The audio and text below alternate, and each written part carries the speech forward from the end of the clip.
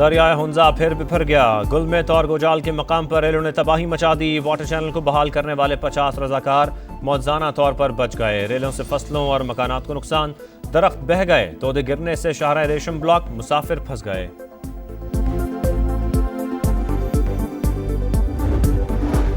Field marshal Syed Asim Munir کا دوبارہ دورہ امریکہ، بھارت کے لیے بڑا دھچکا۔ پاک بھارت حالیہ کشیدگی کے بعد امریکہ کا پاکستان کی طرف جھکاؤ بڑھ گیا۔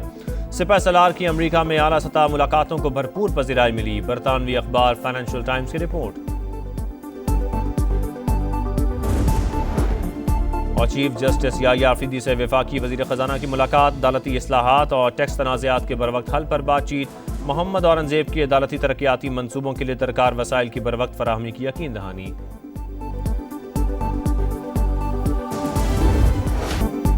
امریکہ نے BLA کے بعد مجید بریگیڈ کو بھی دہشت گرد تنظیم قرار دے دیا۔ دھرتی کے غداروں، مودی کے اعلی کاروں کے گرد شکنجہ مزید سخت۔ امریکی محکمہ خارجہ کے مطابق مجید بریگیڈ جعفر ایکسپریس اور گوادر پورٹ سمیت کئی حملوں میں ملوث ہے۔ کراچی ایئرپورٹ پر حملے کی ذمہ داری بھی BLA نے قبول کی۔ اقدام ٹرمپ انتظامیہ کے دہشت گردی کے خلاف عزم کو ظاہر کرتا ہے۔ سیکیورٹی ذرائع کے مطابق BLA اور مجید بریگیڈ کو دہشت گرد تنظیمیں قرار دینا فیلڈ مارشل کی کاوشوں کا مظہر ہے۔ حالیہ امریکی فیصلہ پاکستان کے موقف کی عالمی سطح پر توثیق ہے۔ کلبھوشن یادو کی گرفتاری بھارتی ریاستی سرپرستی میں دہشت گردی کا واضح ثبوت ہے۔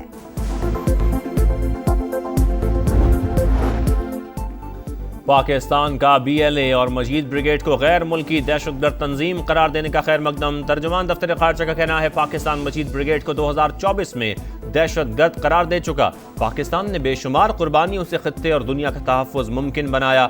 دہشت گردی مشترکہ چیلنج، عالمی برادری کے ساتھ تعاون جاری رکھیں گے۔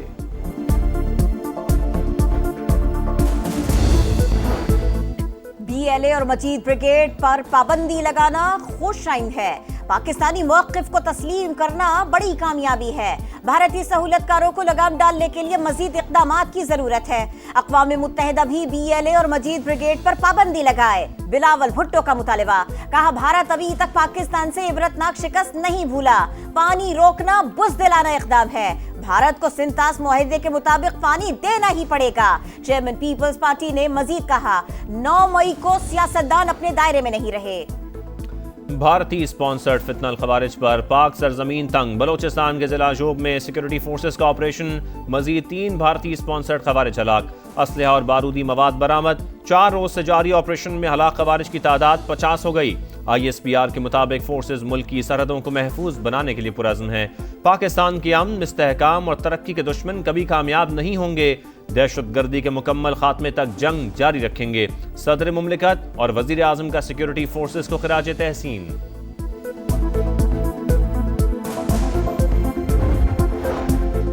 خیبر پختونخوا کے ضلع باجوڑ اور خیبر میں دہشت گردوں کے خلاف آپریشن کا فیصلہ، قبائلی عمائدین کا شدت پسندوں کے ساتھ 10 روزہ جرگہ ناکام۔ فتنہ الخوارج نے علاقہ چھوڑنے سے انکار کیا۔ سرکاری ذرائع کے مطابق خیبر اور باجوڑ میں 600 سے زائد دہشت گرد موجود ہیں۔ 80% سے زائد دہشت گردوں کا تعلق افغانستان سے ہے۔ باجوڑ میں 40,000 سے زائد افراد علاقہ چھوڑ چکے۔ بھارت مغربی دریاؤں کے پانی کو پاکستان کے استعمال کے لیے چھوڑے۔ انڈیا زیادہ پانی ذخیرہ کرنے کا مجاز نہیں، فیصلہ حتمی اور فریقین پر لازم ہے۔ سنتاس معاہدے کی تشریح پر عالمی ثالثی عدالت کا فیصلہ، پاکستان کا خیر مقدم۔ ترجمان دفتر خارجہ کا کہنا ہے فیصلہ پاکستان کے تاریخی موقف کی تائید ہے۔ پاکستان معاہدے پر اب مکمل عمل درآمد کے لیے پرعزم ہے۔ توقع ہے بھارت بھی فوری طور پر اس پر دوبارہ عمل درآمد شروع کرے گا اور فیصلے کو اس کی روح کے مطابق نافذ کرے گا۔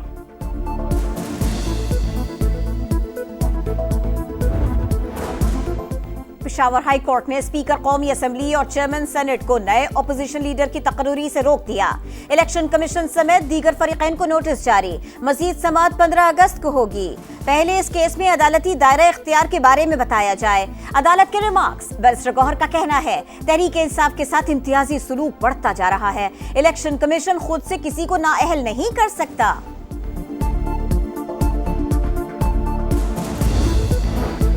لاہور کی انسداد دہشت گردی عدالت کا 9 مئی کے 2 کیسز میں شاہ محمود قریشی کو رہا کرنے کا حکم۔ سپرنٹینڈنٹ اڈیالہ جیل کو ملزم کی رہائی کا مراسلہ جاری، لکھا اگر پی ٹی آئی رہنما کسی اور مقدمے میں مطلوب نہیں تو رہا کیا جائے۔ اے ٹی سی کا یاسمین راشد، عمر سرفراز چیمہ، میاں محمود رشید اور اعجاز چودھری کی جائیدادیں بھی ضبط کرنے کا حکم۔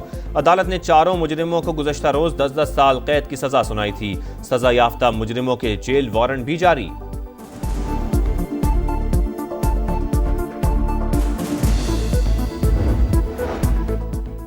پی ٹی آئی کا بانی سے ملاقات نہ کرانے پر احتجاج، قومی اسمبلی کی کارروائی کا بوائیکاٹ۔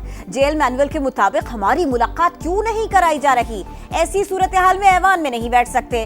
اسد قیصر کی گفتگو، اسپیکر نے اپوزیشن سے بات چیت کے لیے کمیٹی بنا دی۔ ایاز صادق کی ملٹری کورٹس کے فیصلوں کو ہائی کورٹ میں چیلنج کرنے سے متعلق بل کو آئندہ ہفتے ایجنڈے پر لانے کی ہدایت۔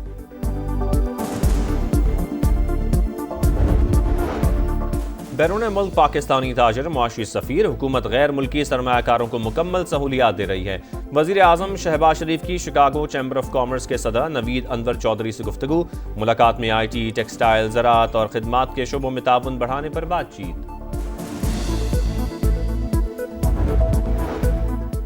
وفاقی وزیر مواصلات عبدالعلیم خان سے آذربائیجان کے سفیر کی ملاقات، دو طرفہ دلچسپی کے مختلف امور اور خطے کی موجودہ صورتحال پر بات چیت۔ عبدالعلیم خان نے کہا مشترکہ چیمبر آف کامرس مثبت اقدام ہے، دونوں ممالک زمینی رابطوں سے تجارت میں اضافہ کر سکتے ہیں۔ سرکاری معاہدوں میں بدعنوانی اور عوامی عہدوں کا غلط استعمال روکا جائے، آئی ایم ایف کرپشن کی روک تھام کے لیے اقدامات پر زور۔ سیاسی طور پر بااثر افراد کی نشاندہی کے لیے جامع ڈیٹا تک رسائی محدود، چھوٹے اداروں میں خود کا اسکریننگ ٹولز موجود ہی نہیں۔ مالیاتی ادارے کے کرپشن ڈائگنوسٹک اسیسمنٹ مشن کی رپورٹ مسودہ پاکستان کے ساتھ شیئر، کرپشن کے خلاف اسٹیٹ بینک، ایس ای سی پی اور ایف بی آر کے بعض اقدامات کی تعریف۔